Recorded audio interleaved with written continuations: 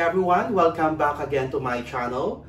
So finally, I'm back after 2 months. Kasi this last 2 months, sobrang busy po namin. So sobrang dami po ng orders. So for today's video, gagawa po tayo ng napakasarap na recipe ng cookies. We call it double chocolate chip cookies. So for the ingredients, meron tayo ditong unsalted butter, chocolate chip, and then all-purpose flour, alkalized cocoa powder, and then Oreo cut into chunks, brown sugar, all-purpose cream, 1 egg, large or XL can do, and then baking soda, cornstarch, baking powder, salt, vanilla, lastly, our white sugar.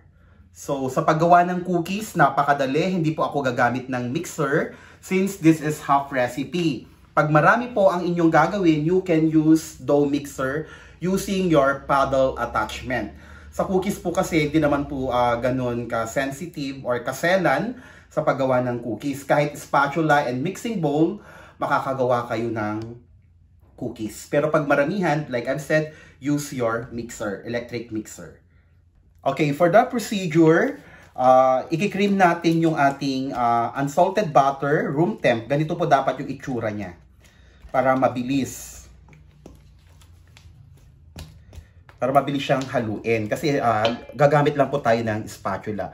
So, I can add in now our sugar, both brown and white, salt also. So, if you are going to use salted butter, wag na kayo maglagay ng asin. Kasi baka maging maalat ang inyong cookies.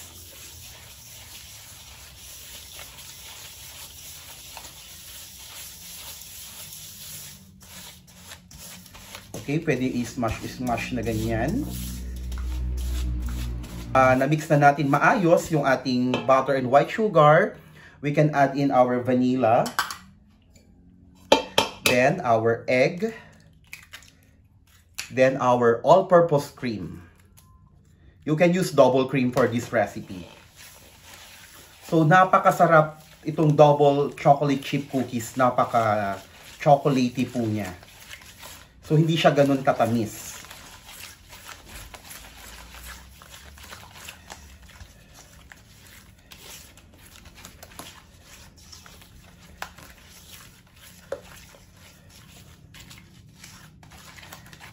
Okay, gagamit tayo ng flour sifter for our dry ingredients.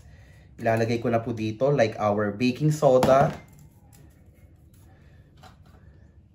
cornstarch, para yung mga lumps maiwasan or ma-fine yung ating flour.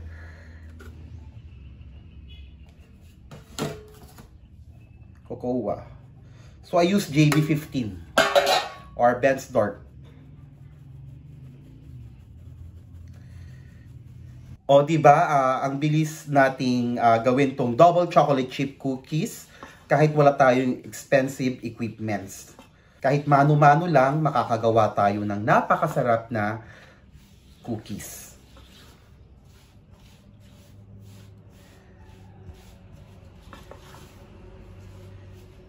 Okay? So, pwede na nating ilagay yung ating chocolate chip cookie. Then, Oreo into chunks. Chunks po yung Oreo. Last natin itong dinadagdag para hindi po siya madurog. Especially our Oreo cookies. You can use Oreo with filling or without. It's fine. So, pag madami, you can use your hand to mix it.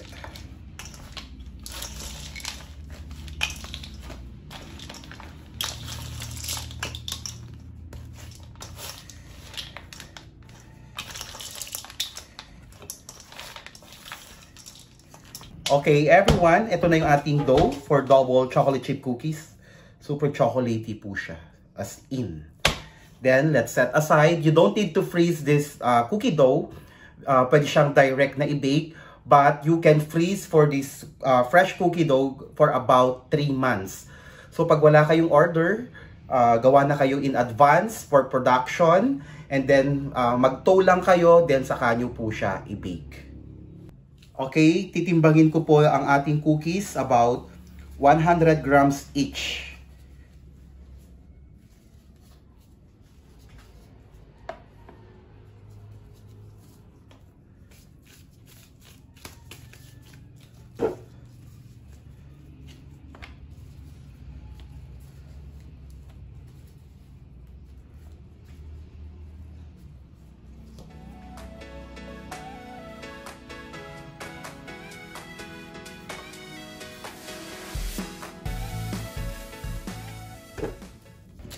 Okay everyone, so after nating ma-weigh ang ating mga cookies, so bibilugin natin siya, then a little bit flat, maglalagay tayo ng dent or mga uka-uka.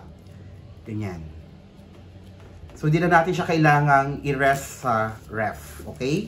Like I've said, pwede natin siyang i-direct na i-bake.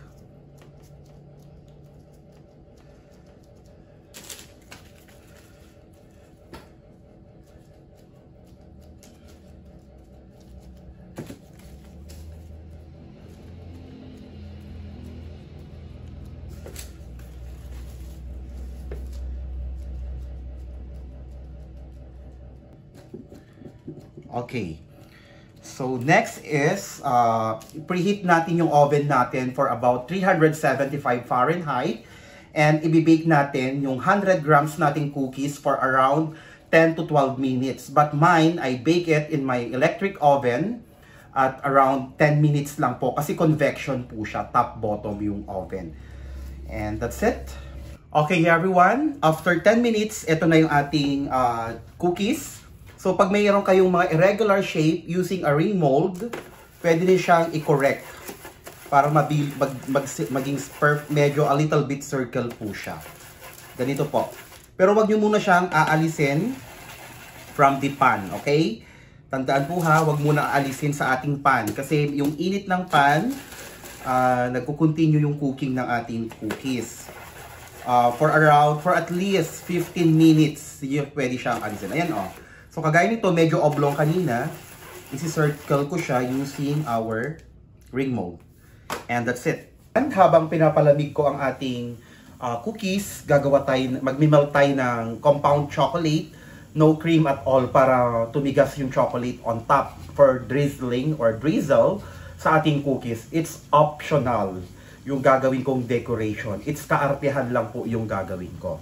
Para maging enticing yung ating chocolate para mabilis nating mabenta. But it's optional po, like I've said. So, bain-marie. So, konti lang po yung minelt kong chocolate ha, as you can see. Kasi po, sayang kasi yung chocolate pag marami akong minelt. Pang drizzle lang naman po siya.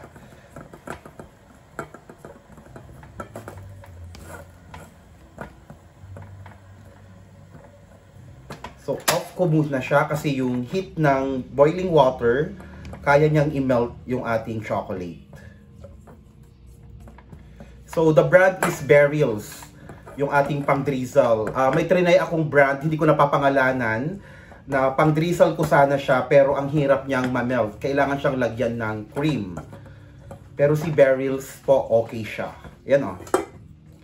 Ang bilis po niya ma-melt.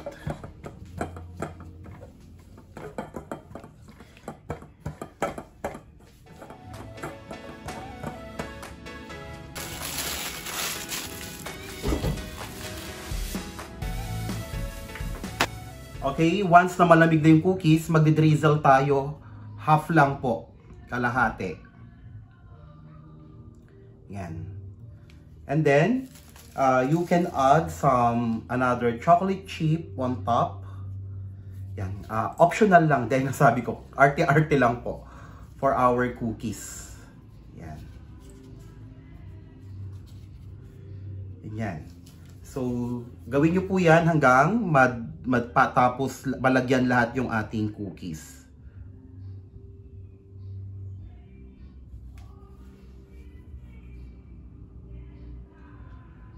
Okay everyone, so ito na yung ating finished product, our double chocolate chip cookies. Hope you like it. And please don't forget to subscribe to my channel.